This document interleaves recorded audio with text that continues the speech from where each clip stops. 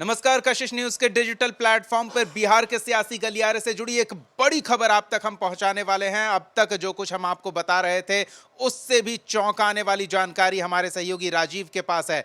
आपको बता दें कि बुधवार की देर रात एक खास मुलाकात होती है एमएलसी विनोद जायसवाल के घर पर।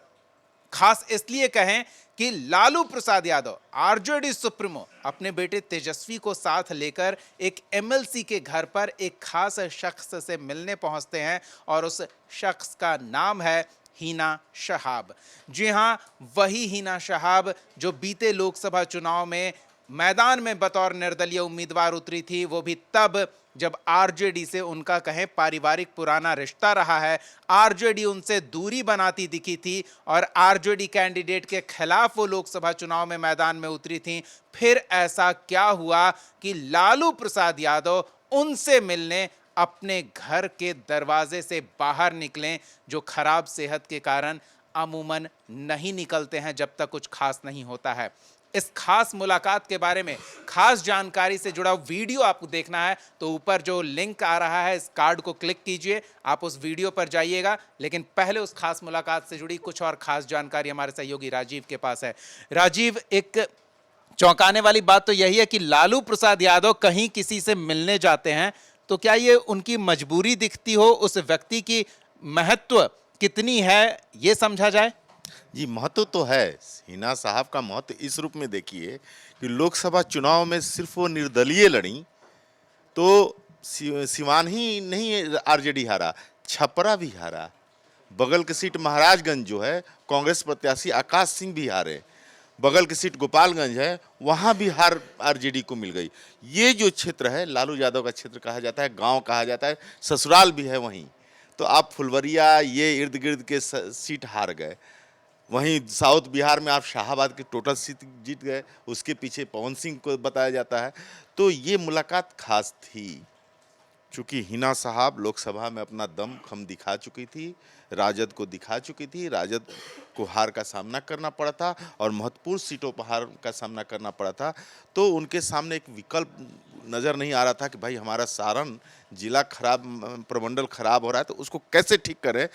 तो अमूमन जान लीजिए कि लालू यादव कहीं जाते नहीं हैं। कितने बड़े लीडर आए हैं यहाँ, लेकिन मिलने नहीं जाते हैं, खुद लीडर उनके यहाँ आते हैं। और इस स्थिति में कि खराब सेहत है, चलना फिरना मुश्किल है उनके लिए, वो रात के अंधेरे में जाते हैं हिना साहब से मिलने। तो महत्व तो है। और उस आपने कहा भी कि उसके पीछे का राज, तो वो राज ये है कि प्रशांत किशोर ने डोरे डालने शुरू कर दिए थे हिना साहब। ये पीके जनसुराज वाले? जी, वही प्रशांत किशोर जो जन सुराज वाले। अक्टूबर में उन्होंने अनाउंस कर रखा है कि नवंबर में कि हम नई पार्टी का गठन करेंगे। उसके पहले वो बिहार का दौरा कर रहे हैं।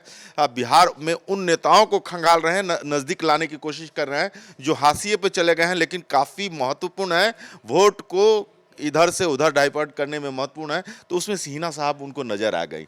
हिना साहब से बात भी हुई प्रशांत किशोर जी की, और तय भी हुआ था कि कुछ दिनों में वो जन सुराज को ज्वाइन करेंगी। ये जब बात वहां पहुंची राजद सुप्रीमो के दरबार में, ये तो सीधे माई समीकरण का बैंड बज जाएगा। हाँ, माई समीकरण तो बैंड तो बज ही चुका था लोकसभा चुनाव में, अब पूरी तरह बज जाता। चूंकि वहां निर्दलीय थी तो थोड़ा सा था कि भाई मतलब अल्पसंख्यक आरजेडी की तरफ भी मुखातिब हुए थे। तब तो जाकर के फाइट किया था रोहिणी आचार्य ने और बिहारी चौधरी ने सिवान में। तो वो तो टोटल चला जाता, फिर वो एक पार्टी में डाइवर्ट हो जाता, जन सुराज की तरफ चल जाता। और हिना साहब महत्वपूर्ण थी चूँकि सिंपैथी वोट भी थी ना। हिना साहब की लास्ट के दिनों में जिस तरह से सहाउद्दीन की मौत हुई, लोगों का सेंटिमेंट जगा, उस स्थिति में राजद ने उन्हें राज्यसभा नहीं बेचा हिना साहब को। उसके बावजूद भी लोकसभा चुनाव में काफ़ी दिनों तक असमंजस की स्थिति रही कि हिना साहब की कोई और सिवान से लड़ेगा, लेकिन अंतिम समय में निर्णय बदल दिया गया और अवध बिहारी चौधरी को दे दिया गया। तो ये जो सेंटिमेंट था लोगों का, आम लोगों का, कि भाई हिना साहब को आरजेडी यूज़ करके थ्रो कर दी, मैंने फेंक दी है, तो वो अब सेंटिमेंट तो जग चुका था। तो राजद को ये बात बखर रही थी। प्रशांत किशोर की तरफ जाना का जो रास्ता खुल गया था, उनको और ज़्यादा खटकने लगी थी। तो ये लाचारी कह सकते हैं, या फिर कहा जा सकता है राजनीति में कोई अस्थाई दुश्मन नहीं होता है। और हिना काफी नुकसान करती है। एक कद्दावर नाम अगर पीके के साथ जुड़ जाता तो जैसे आरजेडी के प्रदेश अध्यक्ष ने एक बाकायदा पत्र तक जारी किया कि आरजेडी के लोग अगर उधर जाने की सोच रहे हो तो सचेत हो जाएं, कार्रवाई हो सकती है। तो अगर हिना साहब उधर जाती तो एक और रास्ता साथ में खुल जाता, उनके साथ पुराने राजद कार्यकर्ता हैं, पुराने राजद नेता हैं, वो संपर्क में होंगे, तो वो विकल्प बना सकती थी पार्टी में, जनसुराज में अगर होती तो।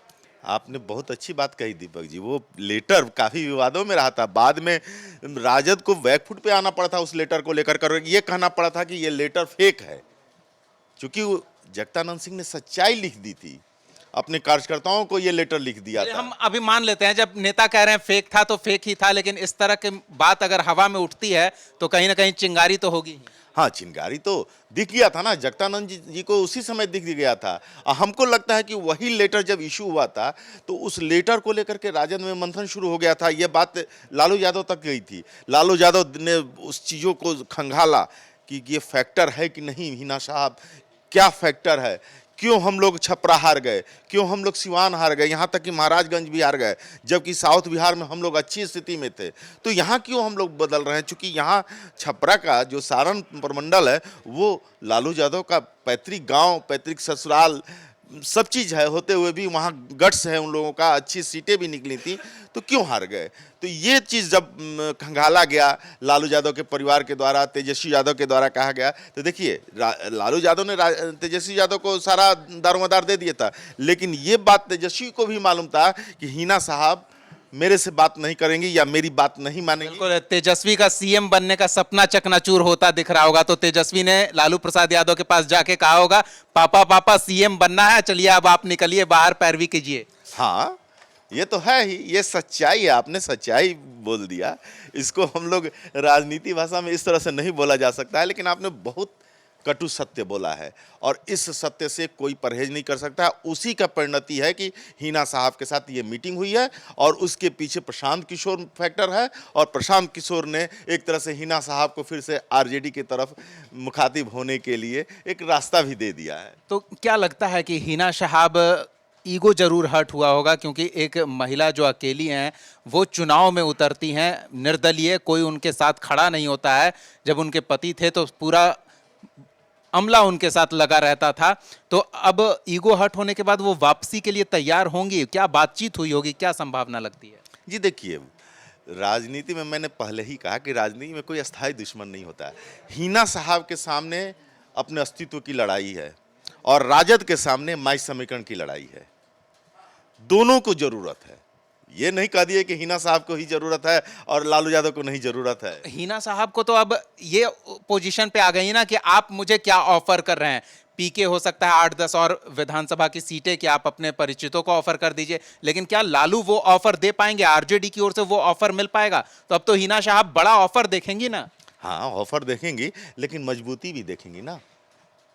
अभी प्रेजेंट में आरजेडी मजबूत है, 76 सीटों के साथ मजबूत है और विधानसभा चुनाव में वो अच्छे करने की स्थिति में है, और अभी तक पार्टी ही नहीं बनी है जनसुराज की, प्रशांत किशोर की, तो वो अलग विकल्प है। लेकिन हिना साहब को देखना है, क्योंकि हमको राजनीति करनी है। हिना साहब अभी कुछ नहीं है, कुछ बनना है, और उधर से तो ऑफर आया है।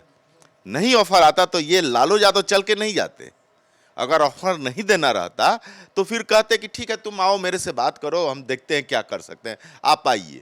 लेकिन हिना साहब ने तो शर्त रखी होगी कि मैं आपके पास नहीं जाऊंगी। मतलब उन्हें भी लग रहा होगा कि डैमेज हो सकता है तो कंट्रोल करना जरूरी है। हाँ, कंट्रोल नहीं करना था तो बाप बेटा कहीं तीसरे जगह क्यों जाता भाई।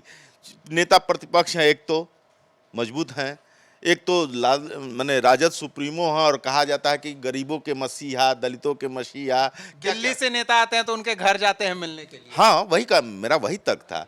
तो ये दो शख्स, ऐसे शख्स, बिहार के शख्स जो कि बिहार की राजनीति में उलटफेर करने से लेके हर चीज़ में माहिर हैं, वो आदमी उस जगह पे जाता है जहाँ हिना साहब पहुँचती हैं। वो तैयार होती हैं कि नहीं, मैं आपके साथ मिलने नहीं जाऊंगी, आपके घर नहीं जाऊंगी, आपको आना है तो इस तीसरे जगह पे आइए। तो दोनों तरफ तो है, और हिना साहब को भी चाहिए कुछ, वो मिला होगा, बात में आई होगी, आगे जो संभावना है वो टटोला गया होगा कि ठीक है आपको आगे कुछ भी आएगा ऐसा माहौल, चाहे मौका, तो आपको एक मौका दे दिया जाएगा।